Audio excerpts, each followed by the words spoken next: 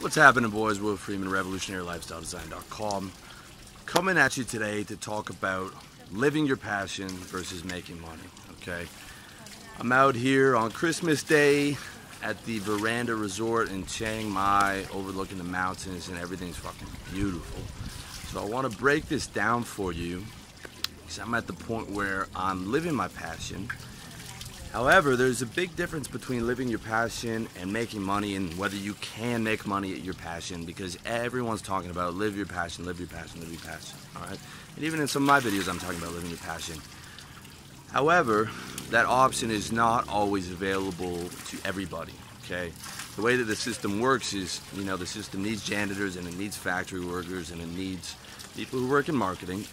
But if you're smart and you're hungry and you're serious about your business, there's a lot you can do towards living your passion and making money, all right? So this is how it breaks down. First thing you need to understand is that living your passion is a luxury. Luxury is not Louis Vuitton, okay? Unless you're an idiot. Luxury is getting to do what you want every single fucking day and getting to do things that you're passionate about, all right? I have a luxury to live my passion right now. And I am very fucking grateful to God and to you guys for allowing me to do that. However, there were many other businesses I had that I didn't love in the same way. You know, I had careers in sales and trading that, you know, I liked the money, but I didn't love. It wasn't the same level as RLD, where I'm talking about I get to wake up to absolutely loving what I do, and that is a massive luxury, okay? But that's not available for everyone right away, okay? And there's a reason I tell most of you guys not to start a blog, because it is one of the slowest ways to make money, and you really need to get really big to be able to succeed in blogging. And you need to have a lot of products, and it takes at least 4 years before you have like sort of like moderate income coming in, and that's only if you're making it to the top 1% online. And in reality, if you are aiming to start a blog, you got to aim for the top 0.1%. I'm just cruising above the top 1% myself, but I wouldn't be doing this if I was just top 1%. I'm aiming for the top 0.1%, and I'm on pace to do that within the next year, year and a half, 2 years, okay? So that's what you got to understand first. Living your pure passion is a luxury. However, so you've got your passion, and you've got making money. My advice, the first thing you need to do is get control of your resources, okay? As long as you're working a job, someone's got control of your resources, and your lifestyle and your happiness and your quality of life is going to be lower. So you got to figure out the best way to get control of your resources. And what I recommend for the vast majority of you guys is a service-based business. We're talking about copywriting, we're talking about programming, we're talking about web design, we're talking about graphic design, and if you're talking about offline, you're talking about real estate and insurance, okay? Now, those might not sound as sexy as building a massive tech business or blogging or being a musician or, you know, doing any of these other things. But the first thing you need to do is get control of your resources, because you need to make money in this world. You need to make money. You need to make money. You need to be able to provide for yourself. And it's a lot more fun. It's a lot more a happy lifestyle when you can provide your own resources. When you don't have a boss telling you where to piss and where to shit and giving you a week of the year to do what you want, okay? When you're selling for yourself, you can kick off at 2 o'clock in the afternoon if you want to, because your time is your own. And you can also make a lot more when you're selling as a service business, as opposed to a professional salesman like I was, where I'm taking home 20% of what I make, all right? When you're selling for yourself, you can take home 100% of what you make and work a lot less, because you're not trying to bring in $40,000 in revenue just to keep your job. So you got to get control of your resources. I recommend every single guy in the world to start a business, okay? If you're serious about getting ahead, you got to have your own business. And I recommend a service-based business for the vast fucking majority of guys. Now, not all service-based businesses were created equal, okay? There's a reason I didn't go into selling real estate, because I would have fucking hated it, all right? However, you might like selling real estate. The first move, figuring out how you're going to get your own resources, okay? The second move is figuring out what service-based business you're the most passionate about, all right? You might not be passionate about real estate, but you actually enjoy designing websites. for me, I actually like doing the design work on my site. It's enjoyable to me. If I was going to do any service-based business, I probably would have gone into web design. That's my favorite level. But I've got buddies who are doing life coaching, 6 figures, guys who did personal training coaching. All those options are available. You just got to pick the one that you're most passionate about, all right? So you're not living your pure passion, but of all the available options for services that actually fucking make money and that can make you 6 figures, you're living the one that's most passionate for you. However, don't get too upset, okay? If you don't want to be doing web design for the rest of your life, I get it. There's levels to this shit, but you just got to go to the first fucking level where you're getting out from under a job and you've got your own resources coming in and you're taking back control of your time and you're learning about running a business, okay? So that's like the first level. But there are many, many, many levels to that, to where you get to live your pure passion. And you're always moving towards your ideal day, which is a day where you do only the things that you love and none of the things that you hate. That should be your ideal day, all right? So let's take it through, let's say you're doing personal training consultations or whatever. First couple years, you're selling really hard, but then 80% of your client money starts coming in and you got this recurring revenue coming in and you don't have to do that much sales, all right? And you can hire someone to do sales for you. You can hire someone to do cold calling. You can do Facebook ads and Google AdWords because you have the money to pay for the marketing. So you don't have to do as much of the stuff that you hate, which is like cold approaching clients in the gym. And every year you level up to where more of your revenue comes from recurring clients. You know, first year, you're looking at no revenue, second year 30%, you know, then 60, 70, 80%. You can check out my podcast with Phil Hawksworth, where I talk about how to build a 6-figure personal training business, which he did. And by, 3 years in, 85% of his business, 90% of his business was coming from clients that he already had, and all he had to do was train them. And he would be able to cut off work at 2 o'clock and work 4 days a week, all right? Because he just leveled up. Like, I'm leveling up each year in terms of not having to answer to email, in terms of outsourcing my headaches, in terms of, outsourcing a lot of the back end stuff that I don't want to do, because I'm constantly focusing on creating that lifestyle of luxury and moving up in level, all right? So, leveling up to do more of what you love. Now, let's say you get to a higher level, all right?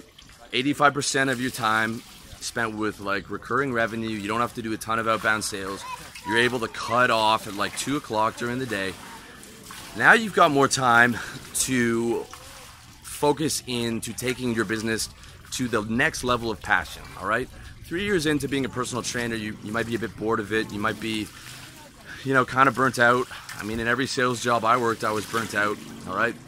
So you can level up into a level of higher passion by productizing your knowledge. Okay, instead of focusing all your energy on personal training, you start focusing 25% of your energy on teaching other guys how to on how to personal train. So you build up a website, you get the AdWords coming in, the Facebook, you start to put together personal training, marketing products. Again, you can check out Phil Hawksworth, he started to do this stuff. So he moved from personal training coaching to selling personal training products, because a lot of personal trainers don't know how to sell and don't know how to market. But if you know how to do that, then you can become the guru. And the guru work, where you're just selling products and you're not dealing with clients, is a lot more fun. It's a lot easier.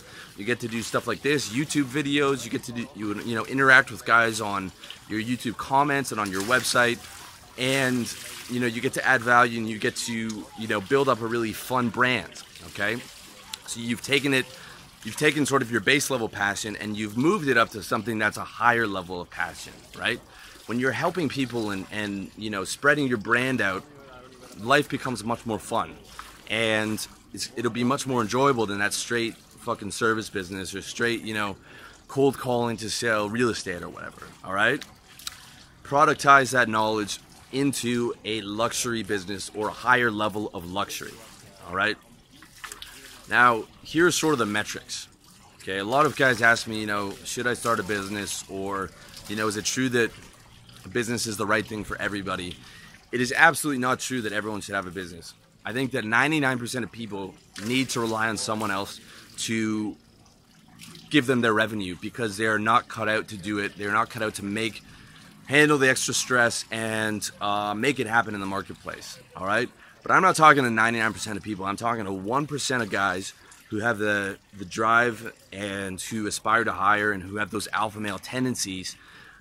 That's who I'm talking to. My whole business is for you guys, the 1% who, you know, have a bit more knowledge, have a bit more IQ, have a bit more drive. All right, you're the 1%. Okay, so the vast majority of guys, in my opinion, if you learn your niche, you find your passion, you learn your niche, and you sell the fuck out of it. And the goal is 6 figures. Okay, to make 6 figures in a service-based business, you got to be the top 1%. And I believe the vast majority of you guys that I'm talking to are the top 1%, because if you weren't, you probably wouldn't be watching personal development stuff. You'd be sitting at home watching the sports ball game, you know, drinking a beer, eating pizza. All right, so that's my advice for the vast majority of guys is find the thing that you're most passionate about that actually can make 6 figures in a service business where you think you can become the top 1%. However, there is the exception to the rule. The exception to the rule is guys who have the ability to build a luxury business, a pure luxury business. I define my business as a pure luxury business, and to succeed in a pure luxury business, you got to become the top 0.1%. Okay, blogging is a pure luxury business. Acting is a pure luxury business.